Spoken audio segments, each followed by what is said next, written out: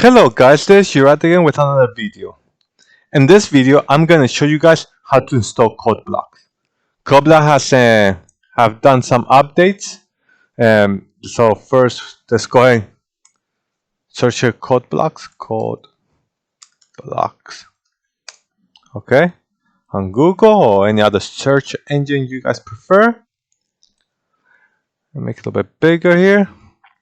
Okay, so here it shows the latest release was in March 29, 2020. So to just be aware, this video has been created on June 1st, 2021. So let's go and do this. We're going to click here CodeBlocks. And before I continue on, please don't forget to subscribe and like my videos and comment below. Okay, guys? All right. So now let's go and go into downloads. We're going to go to download the binary release. And here it gives us some options, either for Windows XP and so on, Linux, Mac, and I'm going to click here, or you can just go down here. You will see, it just moves me down here. Okay, now let's see. There's the part people get mostly confused. Right here we have options. Option number 1, it says that this will give us CodeBlocks with other plugins. Okay, that's not bad. Option number 2, it is non-administration, admin.exe, which really means for users that do not have administrators rights on their machines. Like if you want to download it for your school's computers, you can do it there, since it's not going to ask you for administrators passwords or anything like that. And then we have this one that includes additionally. That means that in addition to the first one, all the plugins, it also includes GCC, G++, G Fortran compiler, and the GDB debugger from this project. Okay, that's the one we're going to be using, because this one brings the compiler and the debugger, and you need that to make things run. So we're going to go ahead and open that one, download that one. So that one is, let's see, CLBX. Yeah, this one right here. All right. Now, just a quick overview with the rest of these. We also have the same thing, but without with no setup. Pretty much it's not a wizard, it's just a zip file. Then we have the 32 bits format.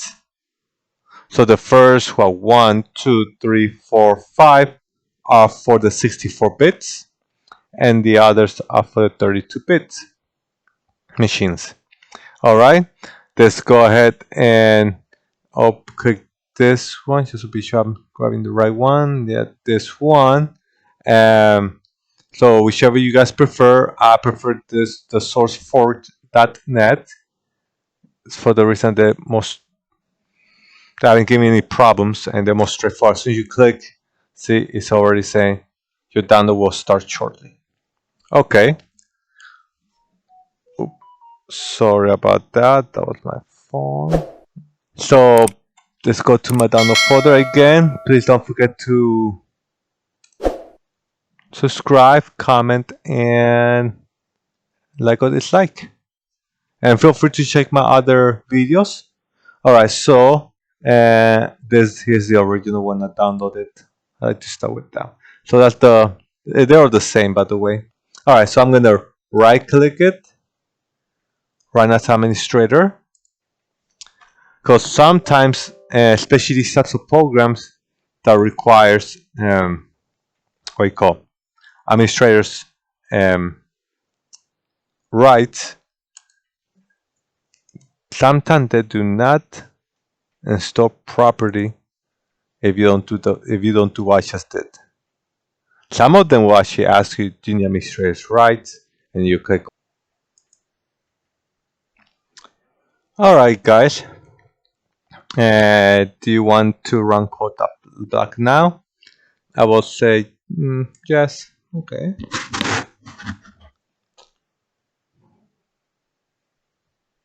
It's 20.03.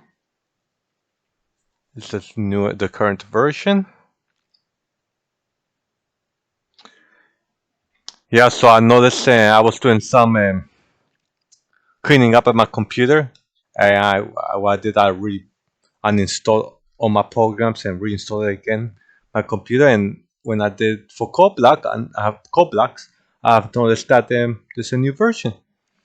Okay, now let's see. CodeBlocks is currently not the default application for C and C++. You always can change this with the environment setting later. Okay, and no, leave everything as is. No, leave everything as, but remember again. Yes, so with. Alright, so let's see. I'm gonna put this for now because I am using other programs, so it depends what I'm doing.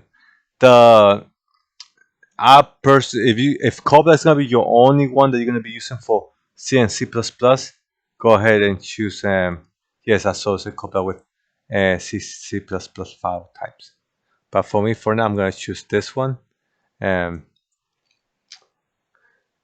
as one thing I forgot to mention was that maybe I should just keep it. Okay, I'll give it like that. All right. Anyway, I forgot to mention was that CodeBlocks, compared to others, like for example, you can use Visual Studios to do C++. Yeah, that's so far. And CodeBlocks also doesn't use too much memory compared to others IDEs. Okay, so pretty much now you have CodeBlocks, and let me go ahead and just do a quick demo so you guys can see it works. Let's say create new project, which is here. So when you click there, it's like a little wizard comes out. Template first. If you want an empty project, use empty right here. I'm going to do a C language. I'm going to do console application. Okay.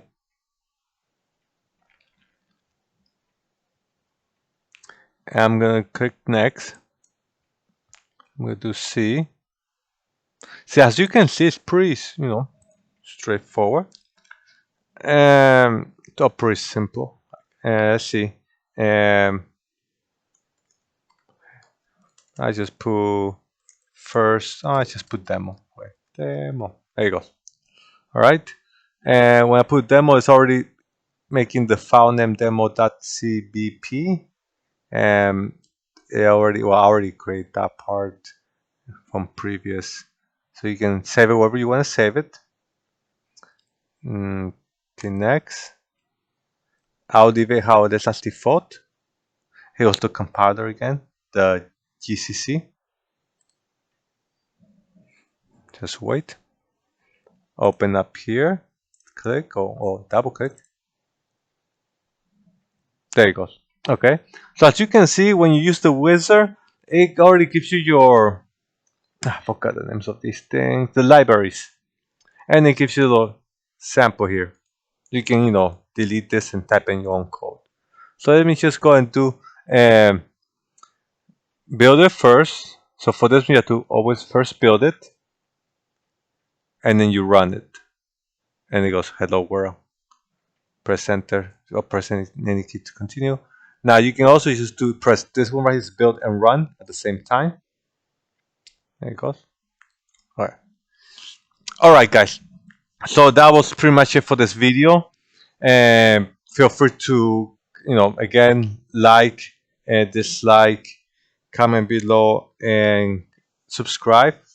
Feel free to also check my other videos, and you guys can feel free to give me some more ideas. Okay. All right. Thank you. Have a good day.